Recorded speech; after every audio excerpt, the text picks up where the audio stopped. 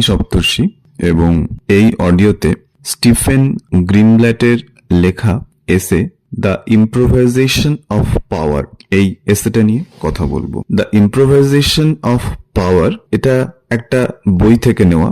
বইটার নাম হচ্ছে Renaissance self fashioning from More to Shakespeare. Stephen গ্রিনব্ল্যাটের লেখা। বইটা পাবলিশড হয়েছিল 1980-তে। এই এসেতে কি লেখা আছে এটা প্রথমেই বলা মুশকিল, কারণ তার আগে আমাদের জানতে হবে যে স্টিফেন গ্রিনব্ল্যাট কে এবং তার চিন্তাভাবনা, তার লিটারারি থিওরি বা পারসেপশনটা কিরকম। স্টিফেন গ্রিনব্ল্যাট হার্ভার্ড ইউনিভার্সিটির প্রফেসর, আমেরিকান স্কলার, এবং স্টিফেন গ্রিনব্ল্যাট অনেক বই লিখেছেন, কিন্তু সবচেয়ে বেশি পরিচিত হচ্ছে একটা থিওরির জন্য উনি, বা কনসেপ্টটার নাম নিউ হিস্টোরিসিজম। নিউ হিস্টোরিসিজম কথাটার মানে হচ্ছে এই যে হিস্ট্রিকে বা লিটারেচারকে নতুনভাবে দেখা। এবং এটাকে উনি কিভাবে দেখছেন সেটা একবার বুঝিয়ে দিই, যে উনি লিটারেচার আর হিস্ট্রির যে একটা ইন্টারকানেক্টিভিটি আছে সেটাকে দেখছেন। আগে আমরা লিটারেচার পড়তাম কিভাবে, যে বইটা পড়লাম, পড়ে আমাদের ভালো লাগলো বা খারাপ লাগলো, কিন্তু গ্রিনব্ল্যাট তিনি বলছেন যে হিস্ট্রি থেকে একটা লেখাকে আলাদা করা যায় না। মানে একজন রাইটার, তিনি যত বড় রাইটারই হন না কেন, Charles Dickens, William Shakespeare, T S. Eliot, যেই হন না কেন, তারা সেই সময়কার যে political context, social context, financial যে ইস্যুজ, সেই সমস্ত কিছু দ্বারা ইনফ্লুয়েন্সড হন। মানে কোনো লেখা পিওর ওয়ার্ক অফ আর্ট নয়, সেটা সেই সময়ের পলিটিক্স, সেই সময়ের ইকোনমিক্স, সেই সময়ের সোসাইটি দ্বারা ইনফ্লুয়েন্সড হয়। এবং even the best of artists, they are unable to escape these influences. তারা সেটা থেকে বেরিয়ে যেতে পারে না, বেরিয়ে আসতে পারে না। আবার একজন ক্রিটিক যখন সেই লেখাটাকে পড়ে বা এক্সপ্লোর করার চেষ্টা করে, এক্সপ্লেন করার চেষ্টা করে, সেও সেটা ভীষণ ইন্ডিপেন্ডেন্টলি করছে এরকমটা নয়। মানে সেই যে ক্রিটিক, সেই ক্রিটিকেরও একটা বিলিফ আছে, একটা ভ্যালু সিস্টেম আছে, সেও একটা সোসাইটিতে বিলং করে, তারও কিছু সার্টেন লাইকস, ডিসলাইকস, প্রেজুডিসেস আছে। এবার সেই ক্রিটিক ব্যাপারটাকে সেভাবে দেখবেন, মানে তার পার্সোনাল যে বিলিফসগুলো সেগুলো ক্রিটিসিজমের মধ্যে চলে যাবে। যেমন আমি নিজের ক্ষেত্রে বলতে পারি যে আমি লিটারেচারের বাইরে গিয়ে যদি দেখি, এখন সবাই আইপিএল দেখতে পছন্দ করে, বিকজ ইটস কুইক এন্টারটেনমেন্ট, প্রচুর রান ওঠে, প্রচুর এক্সাইটমেন্ট হয়, প্রচুর ম্যাচ খেলা হয়, এটা আইপিএল মানুষ পছন্দ করেন। আবার আমার কিন্তু টেস্ট ক্রিকেট ভালো লাগে, কারণ আমার মনে হয় টেস্ট ক্রিকেটের মধ্যে একটা যে ক্লাস আছে সেটা আইপিএল এর মধ্যে নেই। White dress, red ball, green field, সারাদিন ধরে খেলা, স্লো ব্যাটিং, এইটার মধ্যে একটা আলাদা চার্ম আছে যেটা আইপিএল এর মধ্যে নেই। আমি অনেক জার্নালিস্টকে চিনি যে তারা they only cover the test cricket, they write about the test cricket, তারা কখনো আইপিএল কভার করতে আসেন না। আবার অনেক জার্নালিস্ট আছেন যে তারা আইপিএলটাকে নিয়ে খুব লেখেন এবং বলেন যে অকশনে কে কত টাকা পেতে পারে, কে কোন টিমে যেতে পারে, কোন টিমের প্রফিট কিরকম হচ্ছে, রেভিনিউ কিরকম আসছে। এই যে দুজন জার্নালিস্ট, একজন বলছেন IPL is the biggest thing, it brings money, আর একজন বলছে test cricket is real cricket. তো এই যে দুজনই কিন্তু জার্নালিস্ট, দুজনের দেখার যে প্যাটার্ন সে দুটো আলাদা। এটাই হলো নিউ হিস্টোরিসিজমের মূল বক্তব্য। যদি আমাকে চার্লস ডিকেন্স পড়তে হয়, যদি আমাকে শেক্সপিয়ার পড়তে হয়, আমাকে সেই সময় সোসাইটি, সেই সময় পলিটিক্সটা ভালো করে বুঝতে হবে। এবার দ্য ইম্প্রোভাইজেশন অফ পাওয়ার, এখানে এই বিষয়টা আসলে কি? কেন এই এসেটা এত বিখ্যাত? তবে শুনেছি 1980-তে যখন এই এসেটা প্রথম পাবলিশড হলো তখন কিন্তু রীতিমতো হইচই শুরু হয়ে গেছিল, কারণ ক্রিটিসিজমকে এভাবে কেউ কখনো আগে দেখেনি। ইম্প্রোভাইজ করা মানে কি? ইম্প্রোভাইজ করা মানে খুব চটজলদি একটা ইমপ্রুভমেন্ট করা, একটা চেঞ্জ করা। কিন্তু স্টিফেন গ্রিনব্ল্যাট এখানে দেখাচ্ছেন যে ইম্প্রোভাইজেশন ব্যাপারটা এতটাও সহজ নয়, এটা পাওয়ারের সঙ্গে যুক্ত এবং আলটিমেটলি এটাকে কলোনাইজেশনের সঙ্গেও উনি যুক্ত করে দিচ্ছেন। স্টিফেন গ্রিনব্ল্যাট বলছেন ইম্প্রোভাইজেশন মানে হচ্ছে যে আপনার এই ক্ষমতা আছে যে অন্যের কালচার, অন্যের ফেইথ, অন্যের ল্যাঙ্গুয়েজ এই সবের মধ্যে ঢোকা এবং সেগুলোকে ম্যানিপুলেট করতে পারা ক্ষমতা। খুব গুরুত্বপূর্ণ কথা। মানে দুটো মানুষ মুখোমুখি হচ্ছে, একটা মানুষের ক্ষমতা আছে যে সামনের মানুষটা তার কোথায় ইনসিকিউরিটিজ আছে, কোথায় তার দুঃখ আছে, রাগ আছে, সেটা বুঝতে পারা এবং তাকে সেইভাবে কনভিন্স করা। এটা তো মার্কেটিং এর লোকেরা প্রায়শই করে থাকেন, যে মানুষের কোনটা অ্যাসপিরেশন, সেই অ্যাসপিরেশনটাকে জাগিয়ে তোলা, সেইভাবে তাকে ম্যানিপুলেট করা।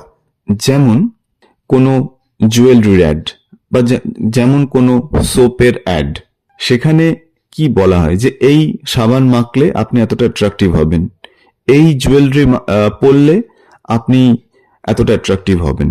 এই যে মার্কেটিং এর মানুষেরা আপনাকে বুঝতে পারছে, আপনার মনের মধ্যে ঢুকতে পারছে এবং আপনাকে পারচেজ করতে বাধ্য করছে কাইন্ড অফ, সেটা কিন্তু একটা ক্ষমতা।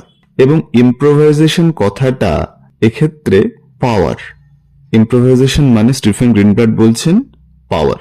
এই ইম্প্রোভাইজেশনটা হচ্ছে মানে কিরকম, আমি যখন যেমন তখন তেমন, আমি এ এর সাথে যেভাবে কথা বলবো বি এর সাথে সেভাবে কথা বলবো না, কারণ আমি বুঝতে পারছি যে এ আর বি আর সি বা ডি এরা প্রত্যেকে ডিফারেন্ট ডিফারেন্ট মানুষ, এদের জন্য প্রত্যেকে আমার অ্যাপ্রোচ লাগবে। সুতরাং ইম্প্রোভাইজেশন খুব কুইক চেঞ্জিং। এবং সবচেয়ে ব্যাপারটা হচ্ছে যে ভিকটিম, যে আমাকে যে কনভিন্স করছে, সেখানে কিন্তু আমি ধরতেই পাচ্ছি না যে আমাকে কনভিন্স করছে। এটা কিন্তু খুব ইন্টারেস্টিং ব্যাপার, যে আমি যদি বুঝতে পারি যে আমি কনভিন্সড হয়ে যাচ্ছি, আমি ভুল করছি, তখন তো আমি রেজিস্ট করার চেষ্টা করব। কিন্তু এখানে ইম্প্রোভাইজেশনটা এমন ভাবে হবে যে মানুষ বুঝতেই পারবে না যে আমরা ইনফ্লুয়েন্সড হয়ে যাচ্ছি। এটা একটা জিনিস তো মানতেই হবে যে এরকম ইনস্ট্যান্ট ইম্প্রোভাইজেশন করতে পারে সে কিন্তু অন্যদের থেকে বেশি বুদ্ধিমান। উদাহরণ দিচ্ছি, একজন প্রফেসর বা একজন শিক্ষক, আমরা দুজনেই তার ঘনিষ্ঠ হতে চাই, আমি আর আমার বন্ধু, কারণ স্যার তাহলে আরো ভালো নোটস দেবেন, বোঝাবেন। আমি সবসময় স্যারের সঙ্গে সঙ্গে ঘুরছি, স্যারের ব্যাগ বয়ে দিচ্ছি, স্যারের গাড়ি চালিয়ে নিয়ে আসছি। আর ওই বন্ধুটা স্যারকে বুঝে কোন সময় স্যারের মুড খারাপ, কোন সময় স্যারকে কোন জিনিসটা বললে স্যার খুশি হবেন সেটা বুঝছে। আমি ফিজিক্যালি স্যারের পেছনে পেছনে ঘুরছি, কিন্তু সেই ছেলেটি সে স্যারের মনটাকে বুঝে ফেলেছে। আর যে একবার মন বুঝে ফেলে সে কিন্তু আপনাকে পুরোপুরি ক্যাপচার করবে। এবং উনি বলছেন যে এর সঙ্গে কলোনাইজেশনের একটা বড় মিল আছে। উনি স্টিফেন গ্রিনব্ল্যাট একজন স্প্যানিশ রাইটারের কথা বলছেন, পিটার মার্টির। তো পিটার মার্টির কি করছেন, তো স্প্যানিশ যারা এক্সপ্লোরার ছিল তারা আমেরিকায় গেল এবং আমেরিকায় গিয়ে দেখলো যে যারা লোকাল লোক তাদের নিজস্ব রিলিজিয়ান আছে, স্পেসিফিক গডস আছে।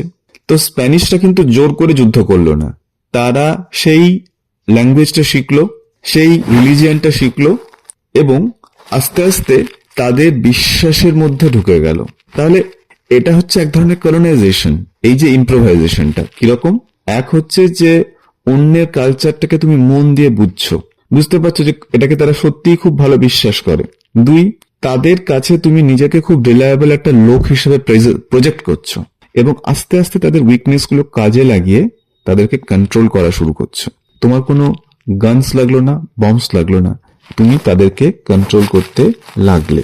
এভাবেই তো কলোনাইজেশন অনেক জায়গায় হয়েছে। এবং স্টিফেন গ্রিনব্লাট বলছেন যে ওথেলো বলে শেক্সপিয়ার যে ট্র্যাজেডি আছে সেটা দিয়ে আমি এটা বোঝাবো, গ্রিনব্লাট বলছেন।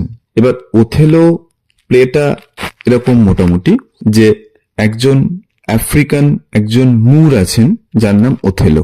সে ব্ল্যাক, সে মুর এবং সে ভেনিসের আর্মি জেনারেল। তার সঙ্গে ভেনিসের যে সেনেটরের মেয়ে ডেসডিমোনা, অসম্ভব সুন্দরী, সেই মেয়েটির একটা প্রেম করে লুকিয়ে বিয়ে হয়। তাতে ডেসডিমোনার বাবা খুব রেগে যান। আর অন্যদিকে ইয়াগো বলে একটা ক্যারেক্টার আছে। ইয়াগো মনে করছে যে এই যে ওথেলো, সে ইয়াগোকে প্রমোশন না দিয়ে মাইকেল ক্যাসিও বলে অন্য একজনকে প্রমোশন দিয়েছে, লেফটেন্যান্ট পোস্ট। ইয়াগোর ভীষণ রাগ, কিন্তু ইয়াগো কোনো ঝগড়াঝাটি মারপিটে যায় না। সে ওথেলোকে কনস্ট্যান্টলি ম্যানিপুলেট করতে থাকে এবং সে এইরকম একটা ইমপ্রেশন দিতে থাকে যে Othello, probably your wife is having an affair with Michael Casio. এবং এই জিনিসটাকে সে এমন লেভেলে নিয়ে যায় যে একটা সময় ওথেলো নিজের ওয়াইফকে স্ট্র্যাঙ্গল করছে, খুন করছে। এইবার ইয়াগো এসব করতে পারছে কি করে? ইয়াগো এটা করতে পারছে কারণ সে ওথেলোকে খুব ভালোভাবে বুঝে নিয়েছে। কিরকম? ওথেলোর স্ট্রেংথ আর উইকনেস সে দুটোই ভালোভাবে বুঝে নিয়েছে। ওথেলো খুব বড় যোদ্ধা, কিন্তু এই যে যুদ্ধ করারটা তো ঠিক আছে, কিন্তু সে ব্ল্যাক, তার বয়স বেশি, তাকে দেখতে ভালো নয় এবং সে ইটালির মতো একটা মানে ভেনিসের মতো একটা ইউরোপিয়ান শহরে সে খুবই একা, তার আফ্রিকান বন্ধু নেই, সেটা নিয়ে তার একটা কমপ্লেক্স আছে। ইয়াগো কিন্তু এই সমস্ত জিনিসগুলো বুঝতে পারছে এবং সে ওথেলোকে বুঝতে পারছে এরকম যে ডেসডিমোনা ওথেলোকে কেন ভালোবাসবে, ওথেলো এটা নিয়ে সন্দেহ আছে। এই সন্দেহটাকে ইয়াগো টার্গেট করছে এবং ইয়াগো কখনো বলছে না যে ডেসডিমোনা ইজ ডিসলয়াল।